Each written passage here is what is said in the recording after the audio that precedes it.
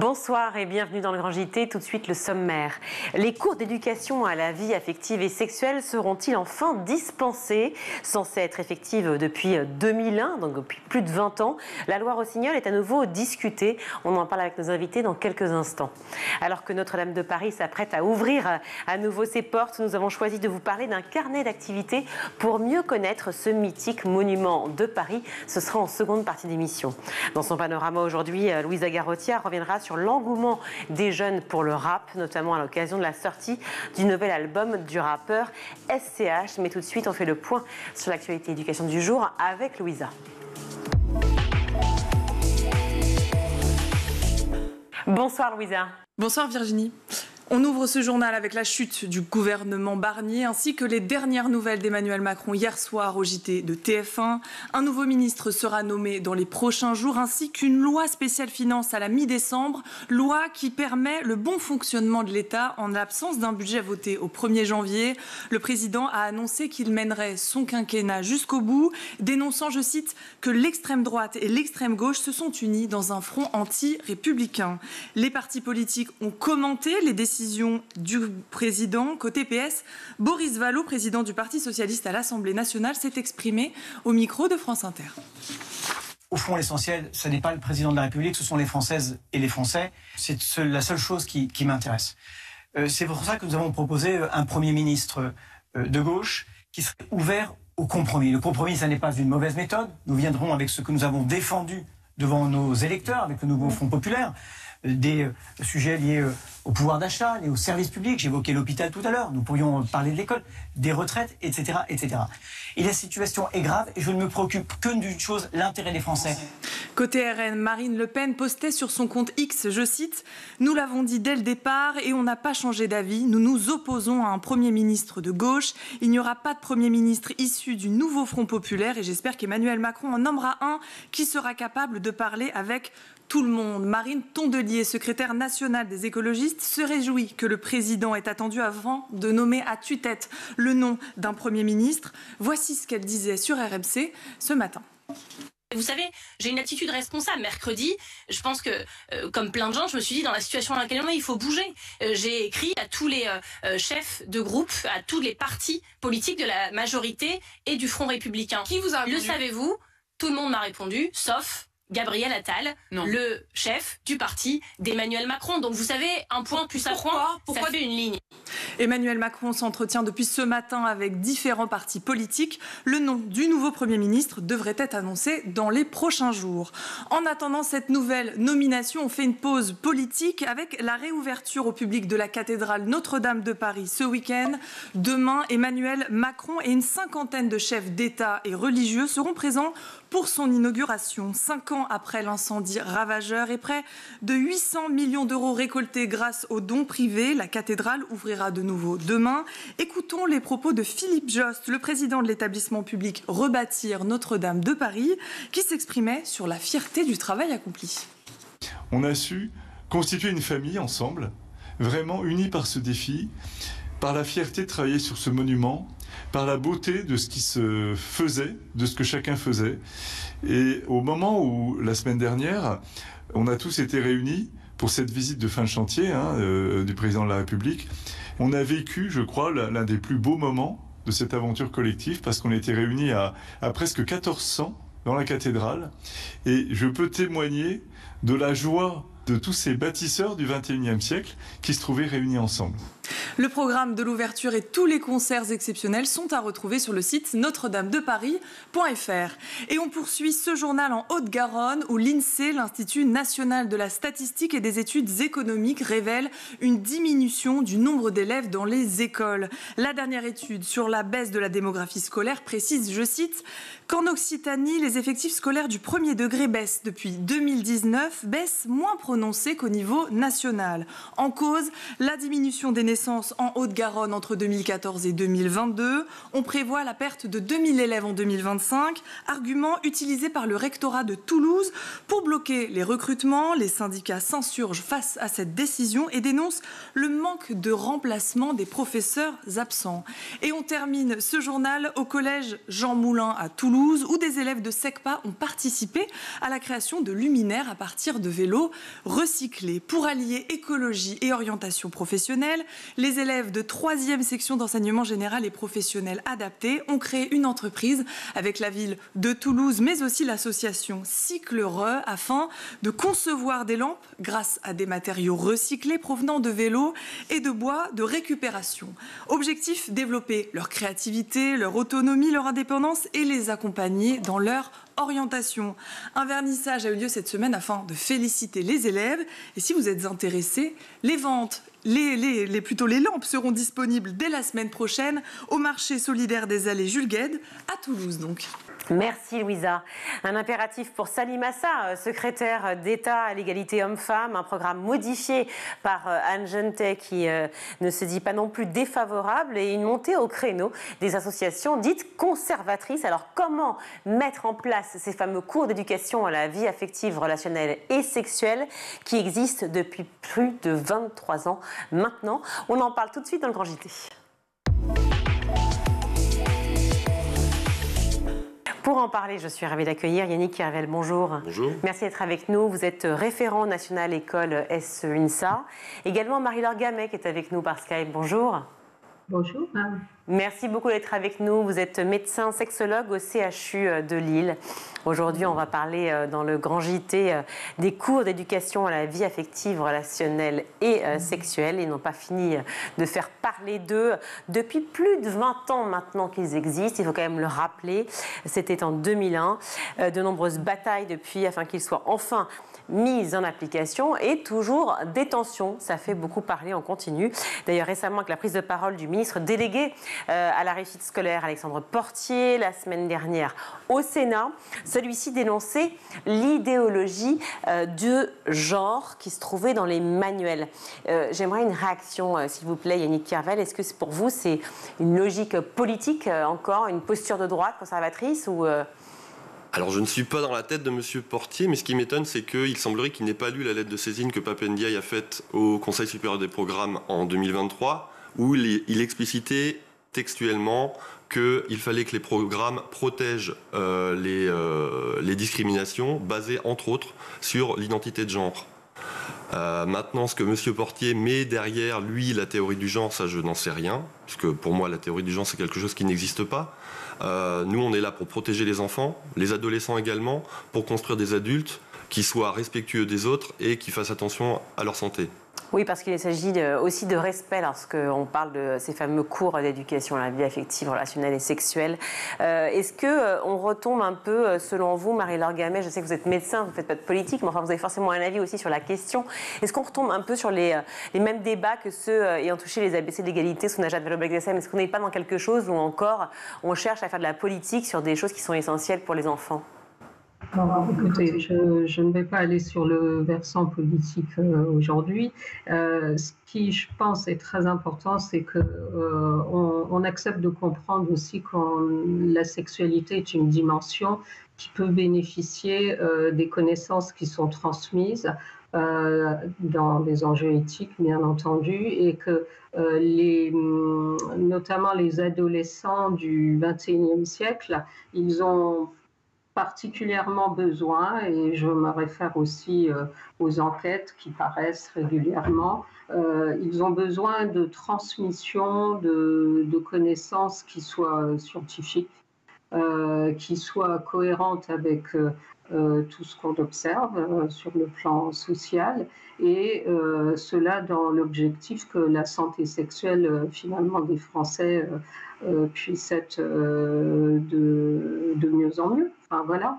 Je voudrais juste dire qu'on sait qu'on a à peu près en France 45% des femmes et 39% des hommes qui sont très satisfaits de leur vie sexuelle.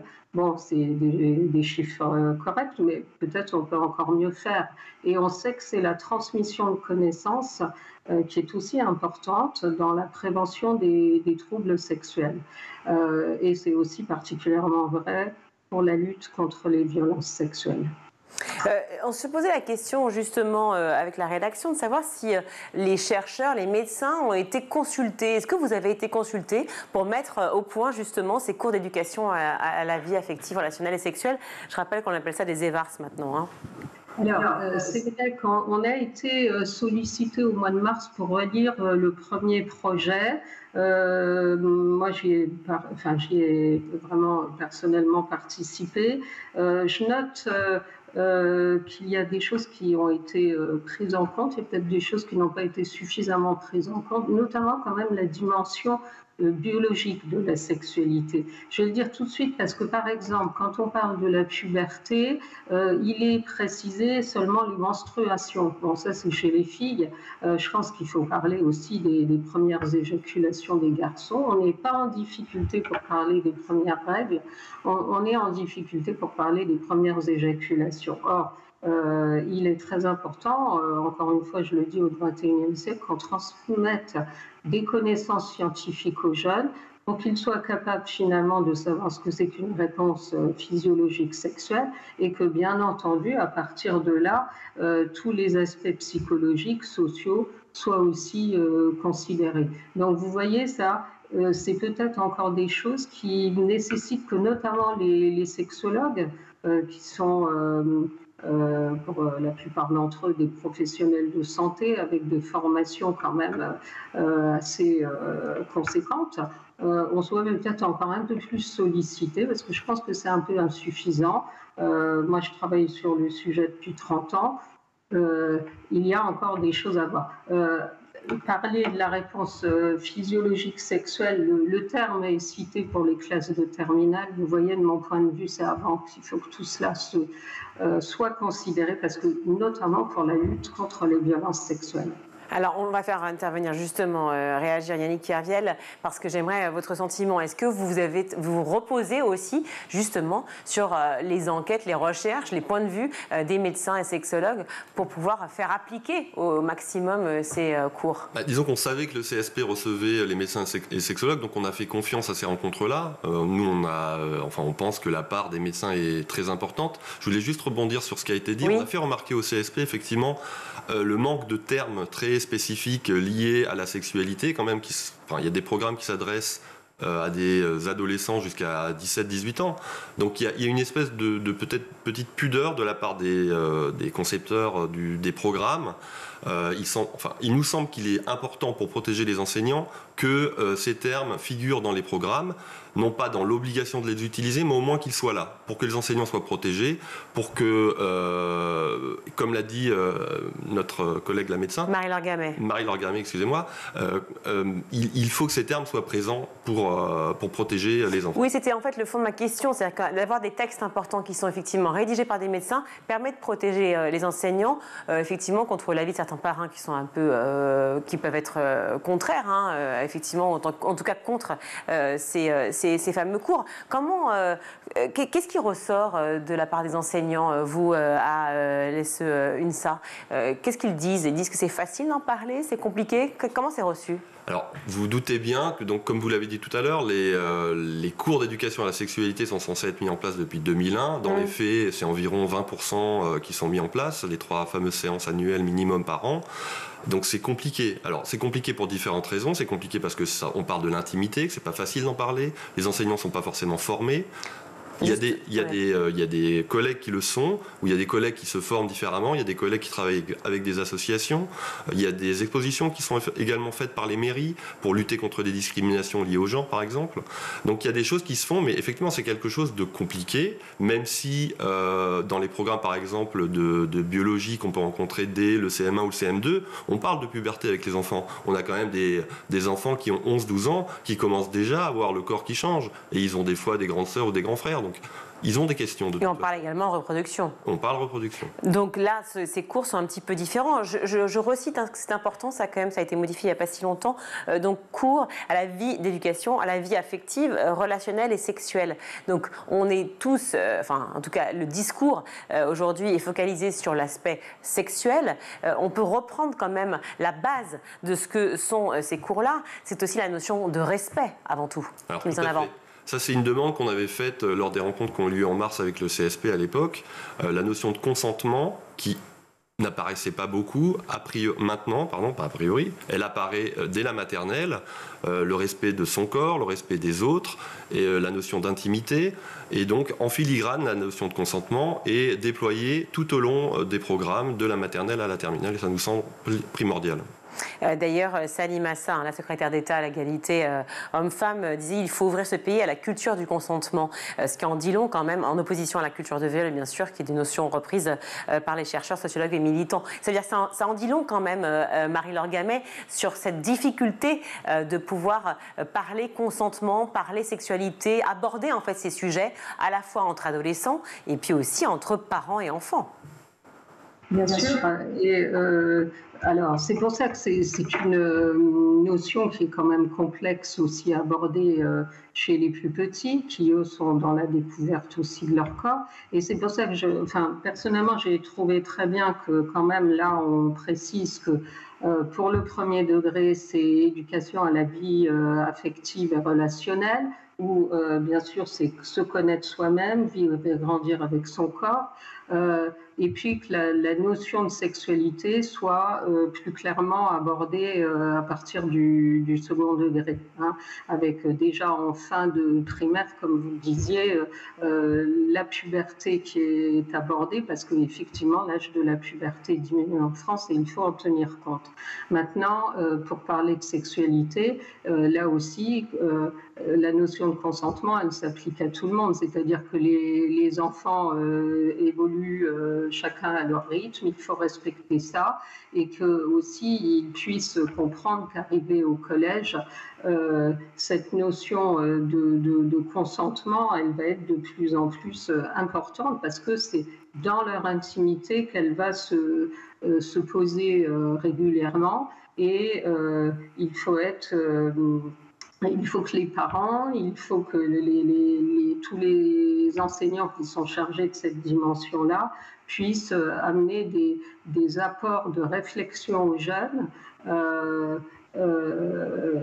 pour qu'ils puissent avancer et qu'encore une fois, parce qu'on le voit dans l'enquête CSF, des comportements sexuels en France, publiée en ce début novembre, les femmes, puisqu'il y a de plus en plus de sexualité en ligne, consentir à des sexualités en ligne, vous voyez, 77% des femmes peuvent dire oui si c'est leur partenaire ou leur conjoint. Face à des inconnus, elles savent dire qu'elles ne veulent plus consentir. Et par contre, chez les hommes, on se rend compte que les chiffres sont quasi similaires.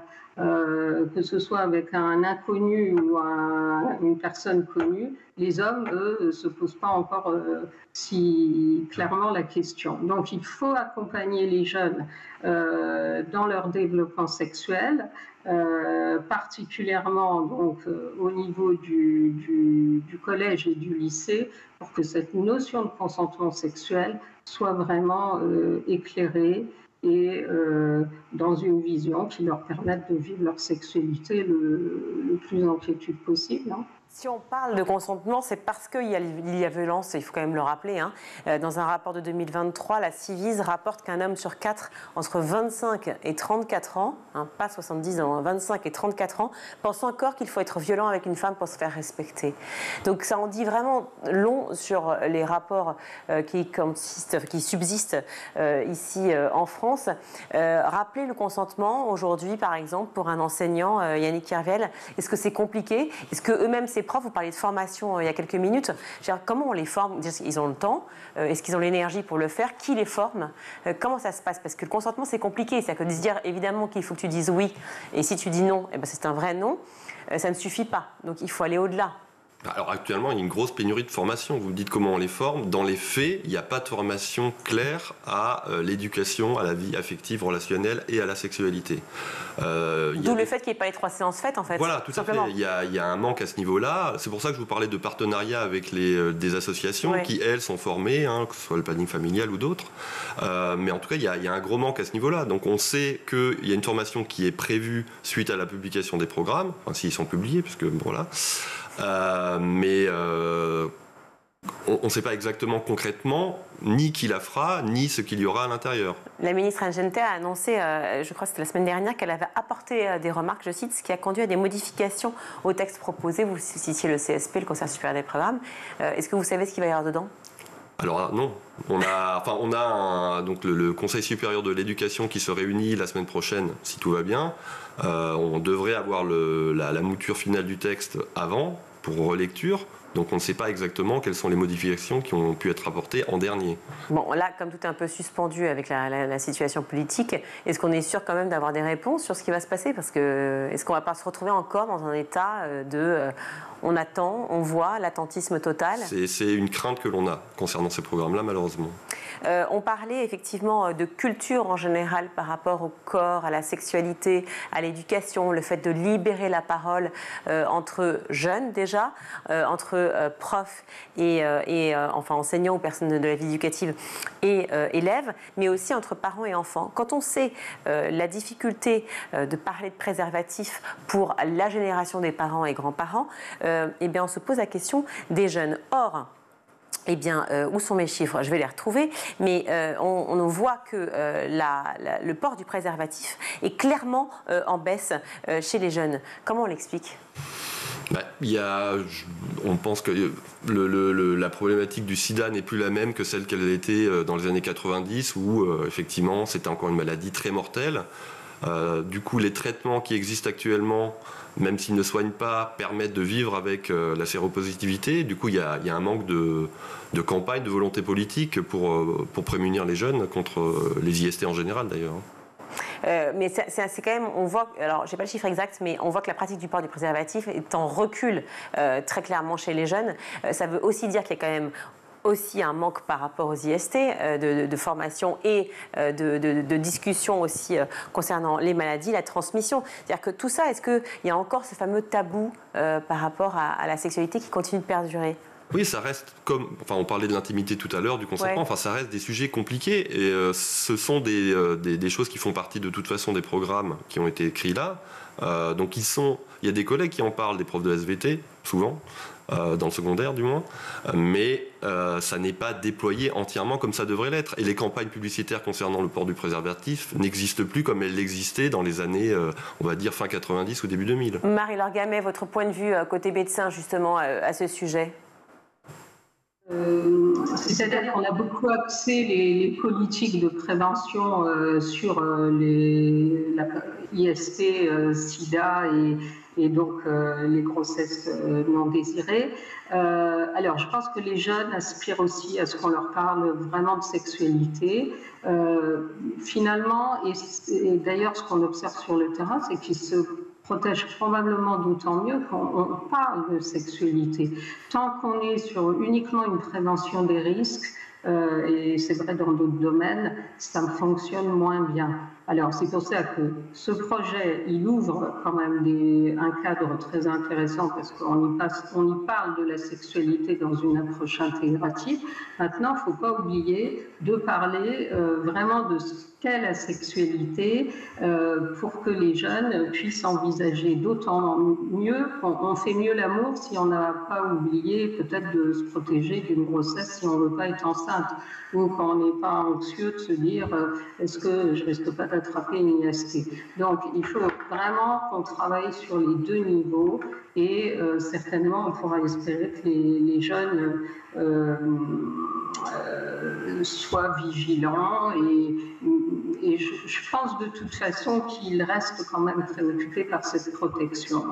Vous parliez de mieux faire l'amour justement, c'était une notion importante finalement aussi forcément pour les jeunes que de se protéger mais aussi de revoir l'image de ce qu'est la sexualité. On le sait que l'influence de la pornographie dans les rapports hommes-femmes a commis des dégâts sur les plus jeunes, aujourd'hui qui sont beaucoup plus que notre génération ou celle précédente sur les réseaux sociaux et sur les écrans. Donc ce symbole, la pornographie a toujours existé, mais de manière un peu différente. Est-ce que c'est ça aussi sur lequel il faut jouer avec ces fameux cours d'éducation à la vie affective, relationnelle et sexuelle, qui, je le rappelle, sont que de 3 par an. Ça reste quand même très pauvre. C'est rien. Effectivement, mais c'est vrai qu'il faut tenir compte que la pornographie, elle est quand même citée en premier par les jeunes quand on leur dit comment as-tu la transmission de connaissances? Est-ce que tu as bénéficié d'éducation sexuelle? Ils nous disent c'est via la pornographie. Donc évidemment, on sait qu'en même temps, elle crée des traumatismes. Il ne faut absolument pas négliger ça. On le voit nous dans nos consultations de médecine sexuelle. Maintenant, c'est pour ça qu'il faut mettre des mots MOTS, je le dis, pour éviter les mots MAUX, et que sinon cette vision de la sexualité peut venir aussi d'ailleurs décourager les jeunes. La dernière enquête montre que manifestement les jeunes reculent l'âge de l'entrée en relation sexuelle, ont peut-être moins aussi de sexualité qu'avant, peut-être parce que il y a quand même des choses qui les préoccupent. Moi, je fais confiance aux jeunes pour sentir aussi les choses et certains sont préoccupés, peuvent nous le dire dans nos consultations. Donc c'est pour ça que c'est d'autant plus l'intérêt d'avoir une éducation à la sexualité qui soit dûment menée pour le 2e degré, afin que les jeunes partent dans la vie avec plus de bagages que ceux qui les ont précédés finalement. Yannick Kerviel, on parle de 2e degré, mais ça commence dès 4 ans, cette éducation à la vie affective. C'est aussi les relations entre enfants, c'est le respect, c'est l'amitié, c'est le lien, c'est les sentiments, tout ce qui peut effectivement être source d'angoisse aussi quand on voit la santé mentale des jeunes. C'est beaucoup de, je trouve, encore une fois, et je le prends sur le plan personnel, mais aussi avec tous les invités qu'on a reçus sur le plateau du Grand JT, c'est beaucoup de poids, de responsabilité pour les enseignants. Très difficile, surtout quand on, vous l'avez dit, il y a peu de formation, peu finalement d'aide de la part peut-être des politiques, surtout quand on voit la pression de toutes les associations conservatrices comme Parents Vigilants ou d'autres, et cette dimension laïque qui revient en fait, donc du religieux, qui revient systématiquement encore et encore dans les débats. On est encore là-dedans aujourd'hui dans les établissements ? Il y a quand même beaucoup de parents qui font confiance à l'école et encore qui font confiance aux enseignants parce qu'ils voient très bien le rapport qu'ils ont avec eux, d'autant plus à la maternelle où le lien entre parents et enfants et enseignants est encore très présent. Les parents sont accueillis dans les écoles, on peut discuter, on a du temps pour discuter avec les maîtres et les maîtresses. Donc il y a quand même cette notion de confiance qui se met en place assez rapidement. La défiance, elle est très ponctuelle. Si on regarde les réactions par rapport au programme, on a des réactions de personnes qui ne les ont même pas lues. Pour certaines. Donc ils sont sur du pur fantasme. Forcément. Et du coup, par contre, il y aura un besoin de pédagogie vis-à-vis des parents, c'est sûr. Mais il faudra qu'ils sachent exactement ce qui va se passer, ce qui va se dire, et surtout qu'ils soient conscients qu'on est là pour protéger leurs enfants. Merci beaucoup à vous deux d'être venus sur le plateau du Grand JT. Marie-Laure Gamet, je rappelle que vous êtes médecin sexologue au CHU de Lille. Merci d'avoir participé à l'émission. Également Yannick Kerviel, merci aussi, référent national école SE UNSA. Merci, on marque une courte pause, on se retrouve tout de suite dans le Grand JT.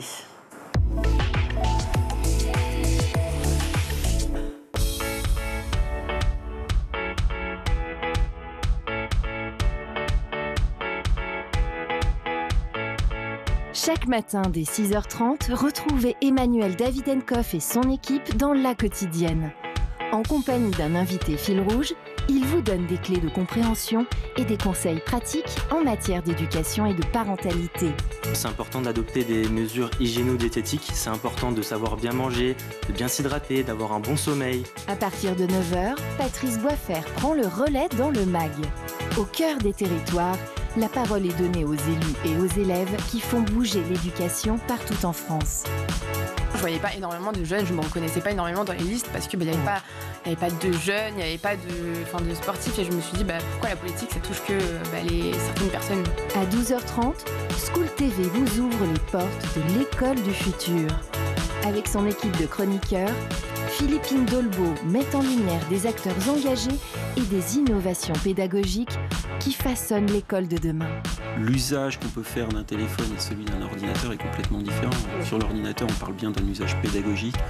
Pour le cours, le téléphone, on aborde plutôt la question des réseaux sociaux et je ne pense pas que les enseignants prônent d'utiliser TikTok ou YouTube.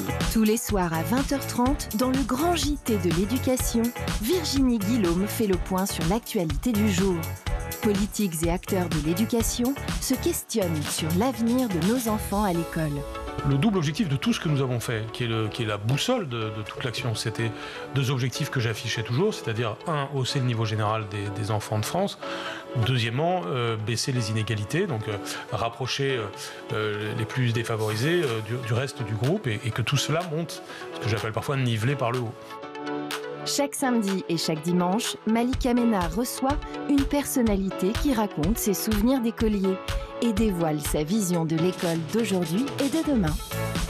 L'amour devrait être enseigné à l'école, l'empathie devrait être enseignée à l'école, la vraie éducation civique, l'amour de l'autre, l'amour des plantes, le respect de l'environnement profond, l'alimentation vraie, ça devrait être enseigné à l'école. School TV, imaginons ensemble l'école de demain.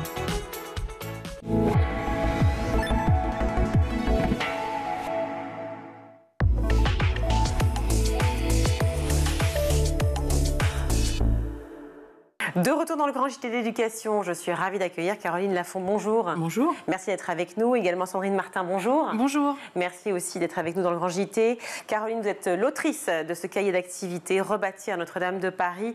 Sandrine, illustratrice, merci beaucoup d'être avec nous pour parler de Rebâtir Notre-Dame de Paris, un cahier d'activité aux éditions Glénat Jeunesse. Un cahier d'activité accessible donc dès 6 ans qui nous plonge au cœur de ce chantier de restauration absolument somptueux, magnifique. Vous avez été sur les lieux, Sandrine Martin? Oui, j'ai pu rentrer sur le chantier de sécurisation il y a quelques années. Et c'était vraiment une expérience très marquante. Notamment, il y a tout un protocole pour ne pas disséminer du plomb. Donc, il fallait laisser tous nos habits derrière nous. Ouais. On entrait quasiment nus sur le chantier. Enfin, bien sûr, on était habillés avec des habits spéciaux, voilà. Et il fallait, pareil, en sortant, prendre une douche, se laver les cheveux. Voilà. Donc ça, c'était assez marquant. Et bien sûr, de voir les lieux, de voir la cathédrale entourée d'échafaudages, c'était vraiment extraordinaire. Et aussi, on a pu rentrer dans des endroits, par exemple, juste derrière la grande rosace de la façade. Ça, c'est incroyable d'être à cet endroit, de voir ça.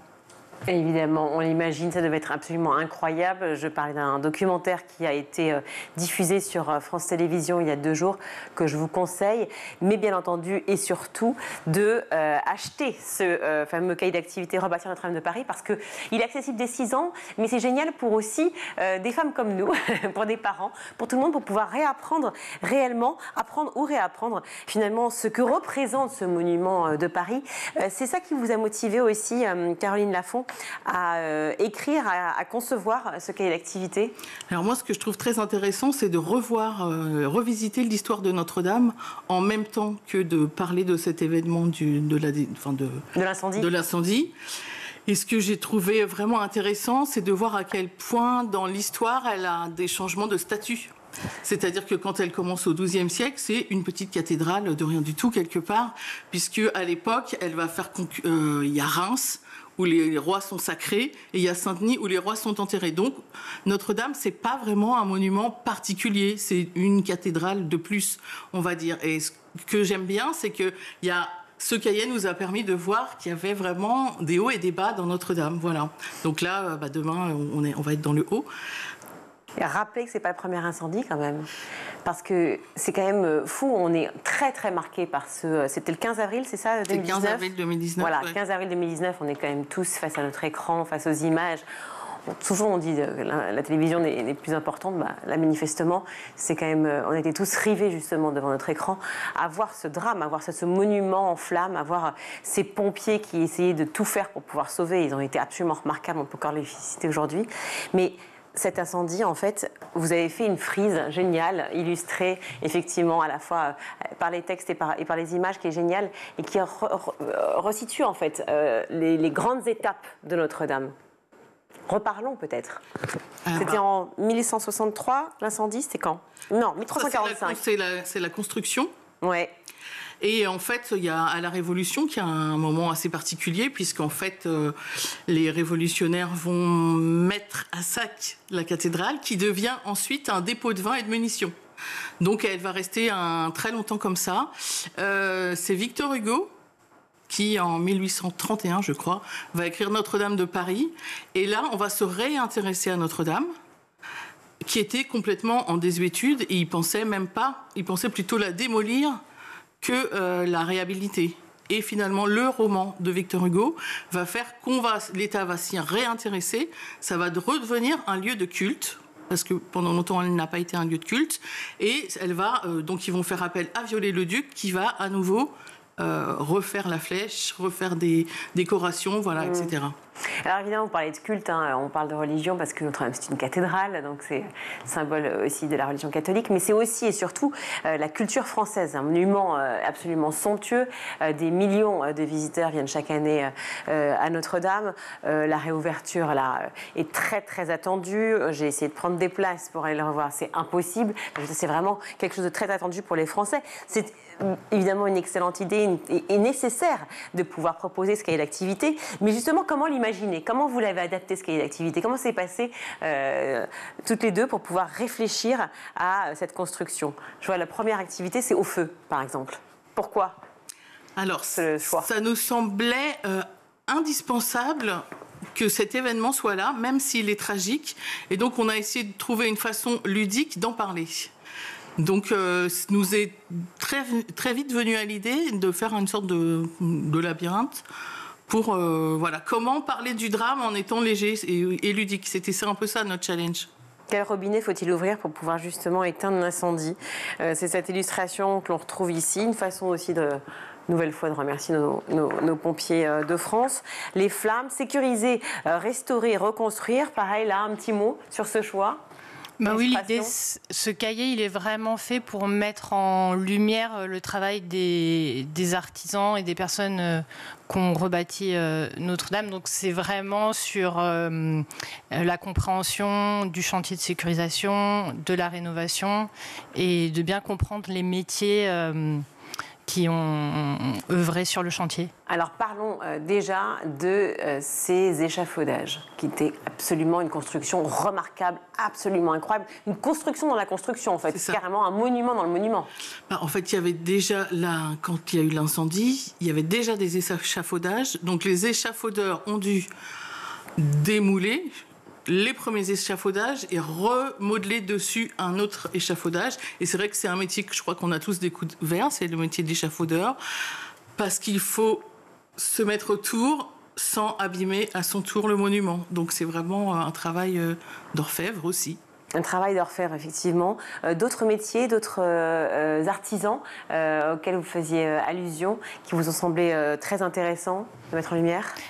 Oui, moi j'ai eu la chance de rencontrer une restauratrice de peinture, Marie Parent, qui s'occupait de restaurer les peintures des chapelles. Vous savez, il y a toutes les chapelles qui entourent le chœur. Et il y a des peintures qui ont été faites à l'époque de Viollet-le-Duc. Et donc, voilà, elle m'a expliqué son métier. Et il y a tout un rapport à la restauration, c'est-à-dire qu'il faut retrouver les couleurs, tout en montrant que c'est de l'ancien. On ne va pas jusqu'à faire du neuf, en fait. Donc, oui, la restauration, c'est aussi ça, c'est utiliser en fait des matériaux de l'époque, parce que forcément, les peintures d'aujourd'hui ne sont pas les mêmes qu'à l'époque, on l'imagine.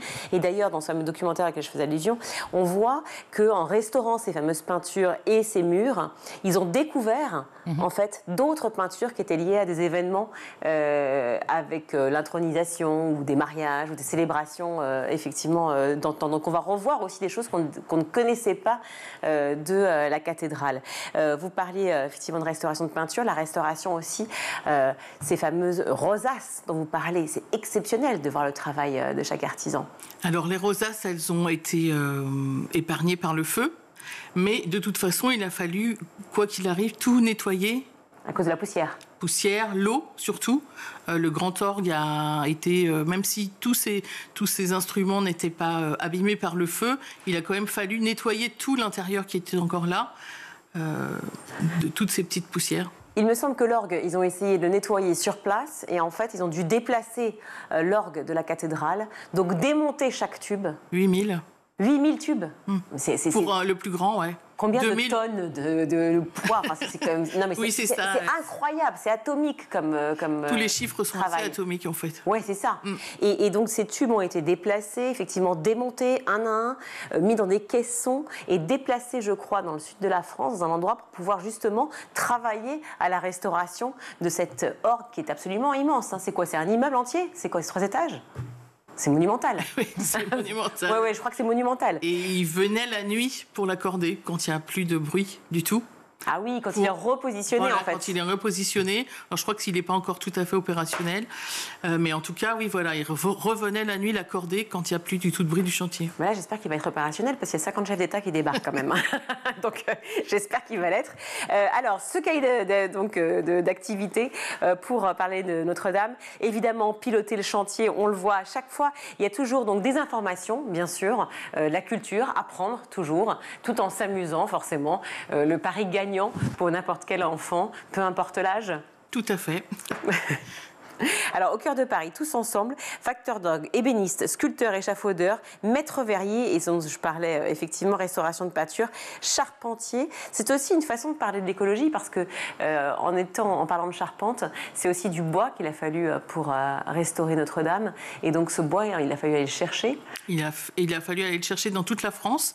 En fait, on s'est aperçu qu'autrefois, quand la cathédrale a été construite, tout venait d'Île-de-France parce qu'en fait, c'était plus simple pour le transport. Mais là, pour trouver des chaînes de cette qualité, il a fallu aller dans toute la France. Voilà. Une information encore, couper à la hache, couper à la main le bois. On n'est pas dans quelque chose quand même tout à fait commun. On s'imagine dans une scierie énorme avec des machines qui vont couper le bois pour pouvoir restaurer. Pas du tout. Tout a été fait à la main. On a la tradition artisanale. Vous mettiez en lumière ces artisans. C'est fascinant. Et d'ailleurs, on le voit ici. Vous l'avez très élégamment illustré, effectivement, avec belle récolte pour construire la nouvelle charpente de Notre-Dame. Les experts forestiers ont parcouru la France à la recherche de 2000 chaînes de taille et de qualité exceptionnelle. Donc, qu'est-ce qui leur sort effectivement lorsque ces enfants font ce cahier d'activité? C'est aussi une façon de sensibiliser, on le disait, à la fois à la culture, au patrimoine, à l'écologie, mais aussi au métier de l'artisanat. Oui, tout à fait. Ce qui avait à cœur les gens qui travaillent sur le chantier, c'est que le moindre métier soit mis en avant. Donc on a aussi bien la personne qui sécurisait le chantier avec son talkie-walkie que la restauratrice d'art, que les verriers. Donc c'était le souci, c'est vraiment de montrer que tout le monde était en coactivité. C'est quelque chose qui revient très souvent. Il y avait 500 personnes sur le chantier en même temps tous les jours. Donc voilà, c'était une petite ville qui travaillait en même temps. Ouais, bravo, c'est génial. J'espère que vous y serez. Vous allez y aller vite ou pas? On espère, mais on est comme un Français sur deux, on va prendre notre temps. C'est ça. On va tous les soirs essayer de se mettre sur Internet et y arriver. Dernier petit clin d'œil sur cette illustration absolument sublime de Sandrine Martin de la chapelle Saint-Ferdinand. Vous voyez, en gros, il faut l'acheter parce que, non pas que je fasse le business, mais vraiment parce que c'est utile, important et qu'il y a plein de choses à découvrir ou redécouvrir. Merci à vous deux d'être venus sur ce plateau. Caroline Lafont, autrice de ce cahier d'activité, Sandrine Martin, illustratrice. Merci à vous. Merci. On va tout de suite retrouver Louisa pour sa chronique. Louisa, dans votre chronique, vous allez nous parler du rappeur SCH, une des figures préférées chez les jeunes, et qui sort son nouvel album aujourd'hui. SCH, c'est lui, vous le voyez en photo, de son vrai nom, Julien Schwarzer, 31 ans, originaire de Marseille. Il est dans le rap game, comme on dit, depuis une bonne dizaine d'années. Aujourd'hui, c'est la sortie de son nouvel album, Julius 3 Ad Finem. Pourquoi était-il tant attendu? Eh bien parce que c'est l'épilogue qui marque le 3e volet de la trilogie Julius, ce personnage fictif, son album alter ego, une sorte de gangster édition 2024. SCH, fan de la cinématographie de gangster, voici ce qu'il disait au micro de Léa Salamé cette semaine à ce propos. Et il y a un fond dans les films de gangsters qui je trouve est toujours pertinent, avec une morale quasi systématique, où on comprend que être le méchant, c'est jamais la bonne voie. Et j'aime beaucoup ça. Aussi dans le cinéma français, d'il y a une 60aine d'années, j'aimais beaucoup les dialogues et le fond finalement que je trouve qu'on perd aujourd'hui de plus en plus. Mais je suis attaché à ça. Le rap de SCH est sombre, esthétique, introspectif et mélancolique. Le rappeur a la voix grave et ses thèmes de prédilection s'accordent autour de la richesse, de l'amour, de l'amitié, de la mort et on l'a compris, du cinéma de gangster. Alors si vous ne le connaissez pas, sachez que SCH cumule près de 4 millions d'écoutes sur les plateformes de streaming. Bref, il est devenu l'une des personnalités préférées des jeunes. D'ailleurs, comme beaucoup d'autres rappeuses et rappeurs, tels que Clara Charlotte, Le Juice, Damso ou encore Dinos qui viennent de sortir leur album. Parce que depuis 2016, les artistes de la scène hip-hop sont dans le top classement des Français. Les rappeurs sont ceux qui vendent le plus à l'étranger. D'après le quotidien Le Monde, le rap est écouté par près de 40% des 18-35 ans. Le rap, c'est le genre le plus écouté chez les jeunes et pourtant le plus controversé, car dans la balance, jeune plus rap égale mauvaise influence. Alors, on peut se demander, est-ce le rap ou la société qui influence les jeunes? Pour ça, on va écouter une interview de Fif Tobossi, qui est le cofondateur de Bouscapé. Bouscapé, c'est le média rap le plus connu en France. On l'écoute, il témoignait déjà de ça en 2021. Le rap ne fait que retranscrire ce qui se passe dans la société. C'est la seule musique qui parle tu écoutes du rap, tu fais la mise à jour sur le monde et sur ce qui se passe en France ou même dans le monde entier, tu vois. C'est pas en écoutant de la variété ou du rock et tu vas savoir ce qui se passe. Le rap, il est pas hardcore ou je sais quoi, c'est la vie qui est hardcore en fait. Le rap, les rappeurs, ils font que retranscrire. Hein. Comme je dis, c'est des journalistes, hein, c'est des haut-parleurs. Hein. Petit point historique quand même, puisque le hip-hop est né dans les années 70 aux États-Unis. C'était un moyen d'expression pour les minorités et les personnes en marge de la société. C'est l'expression des frustrations avec des textes bruts, authentiques, où l'on parle, vécu et dénonce les faits. Voilà pourquoi les jeunes aiment le rap. Pourquoi est-ce que ça parle aux jeunes? On vient de le dire, mais surtout, qui écoute le rap? Et pour ça, on va écouter le journaliste et auteur Kevin Boucault-Victoire, qui a écrit un livre intitulé « Penser le rap de paria ». Alors, qui écoute le rap? Il va nous le dire. Le rap, c'est la nouvelle pop, en fait. Oui, alors tout le monde, j'ai envie de dire, à condition d'avoir moins de 25 ans, voire moins de 35 ans, puisque c'est au-delà, le rap n'est plus la musique la plus écoutée en France. Plus on est jeune, plus on écoute du rap. Et effectivement, toutes les classes sociales, on écoute aujourd'hui. Des plus pauvres aux plus bourgeois, même si il faut quand même avouer que les classes sociales les plus défavorisées, on écoute encore plus aujourd'hui.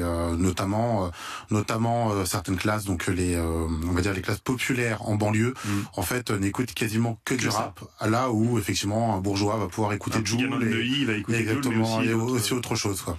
Mainstream et accessible, le rap a réussi son pari, s'imposer de partout. Le rap, ne l'oublions pas, reste un art, moyen de crier ses convictions, de dénoncer les inégalités. D'ailleurs, dernier exemple en date, en novembre, l'UNESCO a lancé un concours, on en voit l'image là tout de suite, intitulé « Rap et Slam » afin de lutter contre les violences fondées sur le genre. La règle était simple, il fallait envoyer une vidéo et rapper autour de la thématique des violences faites aux filles et aux femmes. Alors on aura le résultat le 9 décembre prochain à Rabat, au Maroc, ce qui peut prouver que rap et jeunesse peuvent aussi faire bon ménage. Mais en attendant, je vous souhaite une belle écoute du nouvel album de SCH qui s'intitule Julius 3 Ad Finem, déjà disponible sur toutes les plateformes d'écoute. Belle écoute. Merci Louisa. Tout de suite, on retrouve le meilleur de School TV avec le Zap. On va parler bien sûr d'Elon Musk qui s'est lancé dans l'intelligence artificielle générative avec XAI. Est-ce que vous voulez bien nous présenter ce projet en quelques mots? Oui, tout à fait. Donc XAI, c'est une entreprise d'intelligence artificielle qui a été fondée par Elon Musk en 2023, dont le but premier était de créer donc une intelligence artificielle générative qui pourrait concurrencer ChatGPT et qui pourrait surtout s'intégrer à sa plateforme X. X, anciennement Twitter. Et puis à côté de ça, on a aussi toute une partie de recherche fondamentale en intelligence artificielle, c'est-à-dire tout ce qui ne va pas concerner des applications immédiates ou des produits commerciaux. Donc on va avoir par exemple tout ce qui est algorithme de machine learning, les réseaux neuronaux, l'apprentissage profond. Voilà, c'est les deux aspects de cette boîte qu'a lancée Elon Musk l'an dernier. Et alors vous, votre engagement et votre premier livre jeunesse, Satine, ça vous est venu comment? Vous nous avez dit que vous avez fait justement Satine à l'école à la maison pendant au moins 4 ans, et après justement ce premier livre jeunesse, c'était une suite logique? En fait, les enfants ont beaucoup de questions, beaucoup de questions sur plein de sujets. Au fil des différentes leçons, je me suis dit, il nous manque quelque chose sur notre beau pays et magnifique pays. Je me rends compte qu'on n'a pas cette transmission, qu'on n'a plus cette transmission, notamment avec les grands-parents, avec les parents. Et ça serait bien qu'on réexplique nos départements, notre terroir, mais aussi notre histoire industrielle, notre histoire scientifique. Et l'idée du livre, c'était ça. C'était vraiment d'expliquer aux enfants, mais sur plusieurs paramètres, ce que c'est que notre pays. Et surtout avec des illustrations. Donc on a Yang Yang qui nous a fait toutes les illustrations, parce que je ne pouvais pas tout faire sur un premier livre, ce n'était pas possible. Et d'ailleurs, elle a fait un énorme travail, je tiens à le souligner, un énorme travail de recherche sur les petits personnages.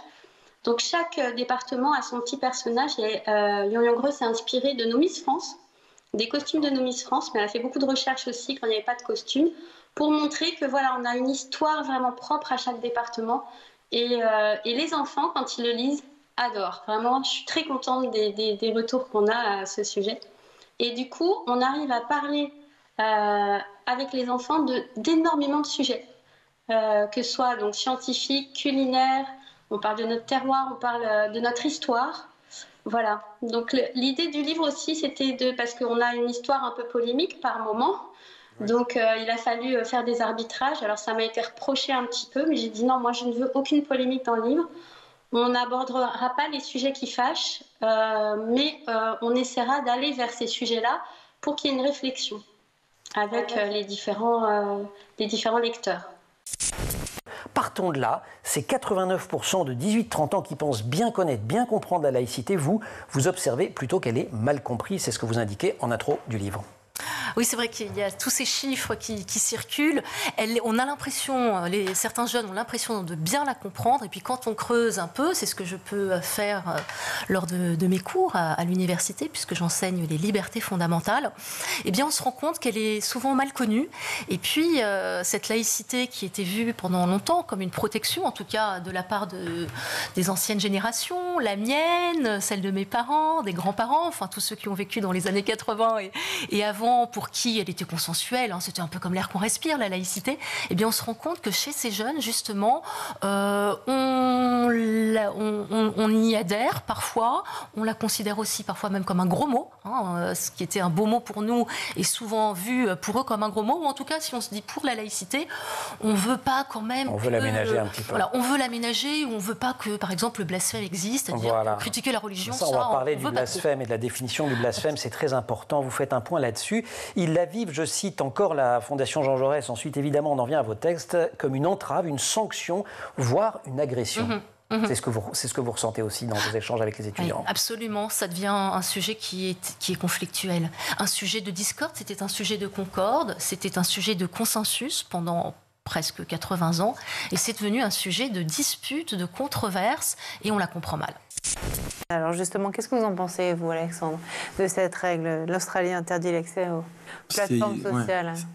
C'est assez intéressant, parce que je trouve que ça montre que les réseaux sociaux sont devenus une vraie cible pour les politiciens, pour les politiques, et je trouve ça assez dommage, pour être très honnête avec vous, parce que je trouve que lâcher des enfants, entre guillemets, dans la nature après 16 ans, après 15 ans, et leur dire ça y est, maintenant vous pouvez le faire sans leur avoir appris ce que c'est que les réseaux sociaux, je trouve que c'est pas la bonne façon de le faire. Alors évidemment qu'il y a des énormes soucis sur ces plateformes, que ce soit des prédateurs en ligne, du harcèlement ou autre, on y est, mais est-ce que... on a été éduqués en France avec cette vraie valeur de l'esprit critique. Je pense qu'on doit la retrouver, à minima à l'école, pour nous éduquer. Et en tout cas, 16 ans, ça reste l'âge où on a envie de faire des bêtises, entre guillemets. On est dans l'adolescence, on est dans la rébellion. Je pense pas que ça a un intérêt forcément d'interdire complètement tous les réseaux sociaux. Il y a des réseaux sociaux qui sont plus problématiques que d'autres pour moi. Là, oui. D'accord.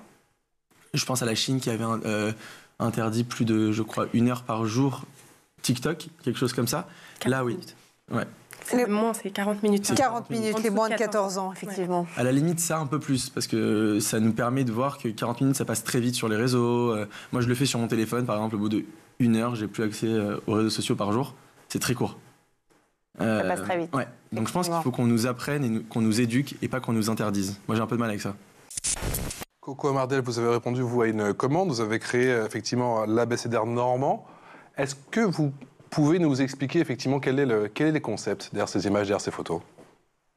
En fait, nous avons voulu créer un abécédaire, évidemment avec toutes les lettres d'alphabet, qui puisse un peu démontrer différents aspects de la Normandie, mais d'une manière assez ludique, assez drôle, assez colorée, pour que ça puisse justement parler aux enfants ainsi qu'aux adultes. Donc, c'était de nombreuses mises en scène, de nombreux déplacements. Voilà, et puis je voulais qu'il y ait une variété, qu'il y ait des images en extérieur, qu'il y ait des natures mortes, qu'il y ait des portraits, qu'il y ait des différentes valeurs de plans. Donc voilà. Et vous l'avez évoqué, effectivement, il y a ce travail particulier, on voit bien sûr les clichés, et puis le travail très précis qui est apporté sur la colorimétrie. En quoi c'était important justement, ce côté coloré? Disons, il fallait que les images puissent fonctionner ensemble, parce que la manière dont ça a été disposé au musée, c'était vraiment tous un genre d'enchaînement sur un long mur. Et je trouve que la couleur, ça parle bien aux enfants. Et puis, c'est aussi mon univers. J'ai un univers très, très coloré. Et je voulais un traitement qui sort de l'ordinaire. Qui ne soit pas vraiment, qui sorte de l'ordinaire, qui soit un peu plus interprété, on va dire. 1791, il y a le premier code pénal. Et qu'est-ce qui se passe d'extraordinaire? C'est que le blasphème ne figure plus dans le code pénal. Avant, c'était un délit, donc on pouvait décapiter les gens. Là, c'était l'État qui le faisait, pas comme dans l'affaire Samuel Paty. Les tuer ou les condamner à des peines de prison parce qu'ils avaient blasphémé. Ce qui est dans la loi, en fait, parce que, pardon, je vous ai mal cité, c'est qu'en fait, on a le droit de s'attaquer à une religion, mais on ne peut pas s'attaquer aux personnes en raison de leur religion. Voilà. Et ça, c'est dans la loi. Et ça, mais c'est pas le blasphème, ça. Exactement. Donc le blasphème, c'est plus dans le droit. C'est pas un sujet de droit. Ça, on peut, en effet, un croyant peut être blessé parce que le représentant de sa religion a été blasphémé, offensé, mais ça n'est plus une question de droit. En revanche, et c'est ça qui est vraiment très important, la différence, il faut la faire avec la critique. Donc la critique de la religion est possible, et de toutes les religions, c'est ce que dit d'ailleurs Richard Malka dans le procès des caricatures. Un des avocats de Charlie Hebdo, qui était l'avocat de Charlie Hebdo d'ailleurs. Exactement, donc on peut rire de toutes les religions sans exception. D'ailleurs, si on n'avait pas le droit de rire d'une religion, est-ce que ce ne serait pas discriminatoire? Donc le blasphème, c'est possible, on peut se moquer, rire de la religion et de toutes les religions, c'est ça la République. En revanche, la République, c'est aussi lutter contre toutes les formes de discours de haine. C'est-à-dire que on lutte contre le discours raciste, le discours antisémite, le discours homophobe, le discours de haine qui est fondé sur l'orientation sexuelle, sur le handicap. Et ça, c'est interdit par la loi. Et d'ailleurs, c'est pour ça, par exemple, que M. Mbala Dieudonné a été sanctionné par la Cour européenne des droits de l'homme lorsqu'il a fait monter sur scène un négationniste au Zénith, qui était Forisson. Et donc, on est ici dans de l'antisémitisme clair. C'est pour ça qu'Éric Zemmour est condamné lui aussi par la Cour de cassation là, récemment et par la Cour européenne des droits de l'homme parce qu'il dit que tous les musulmans sont responsables des viols et même des attentats. Donc, vous voyez, la différence, elle est là. On peut rire de toutes les religions, on peut rire de faire des caricatures, mais on ne peut pas s'en prendre aux personnes, aux groupes de personnes en raison de leur appartenance religieuse, ethnique, etc. Voilà pour le ZAP, c'est la fin de ce grand JT. Merci à vous tous de nous avoir suivis. Merci à toute l'équipe qui a préparé cette édition. À la réalisation aujourd'hui, c'est Alice Pitavi, le son Alexis Oustabassidis, le maquillage Laure Audemont, Laura Girard et Emma Ferré. À la rédaction, très belle soirée, on se retrouve demain. Ciao.